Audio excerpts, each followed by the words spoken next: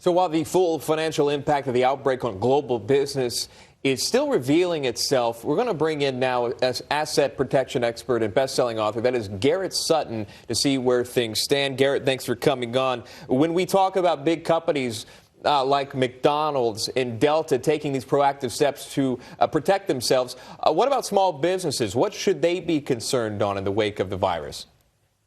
Well, if you're doing any sort of business in China, I think, these big companies have done the right things to protect their employees. But if you're a small business doing business in China and your supplies are going to be interrupted, I think you need to take steps to find alternative suppliers. If you are going to be involved in accusations of non-performance, I think you need to take steps right now to protect your assets. You need to be operating through a corporation or an LLC instead of in your individual name. If you get sued in that regard as an individual, all your personal assets are exposed. So now is the time to set up a corporation or an LLC for conducting your overseas business.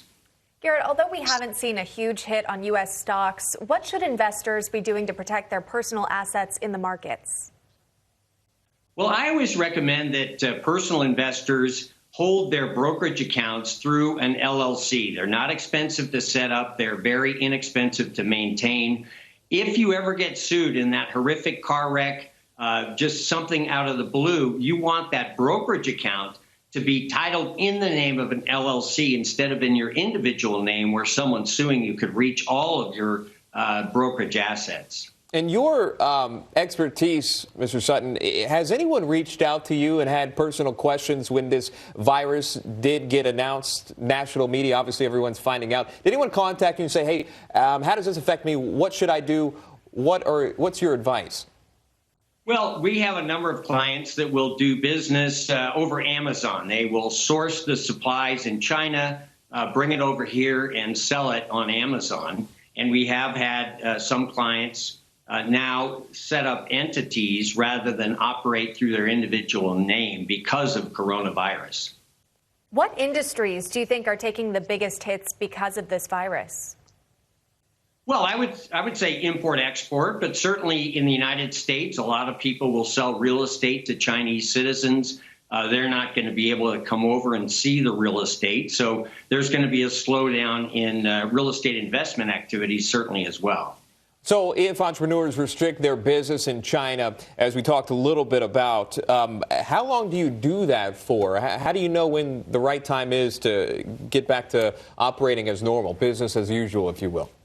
That's a really good question. During the SARS outbreak in 2002 and 2003, I was dealing with some Chinese businessmen.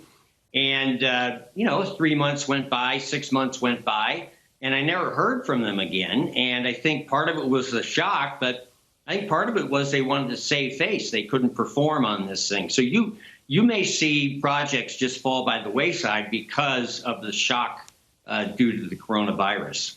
All right, Garrett Sutton, he's an asset protection expert and best-selling author. Thanks so much for your insight. I think that's interesting to see, because he's pointing out there that even when the virus, and hopefully this ends soon on the health spectrum, but the businesses may feel it, the worst could be yet to come for some of them out there. We'll stay on that. Coming up, we're also going to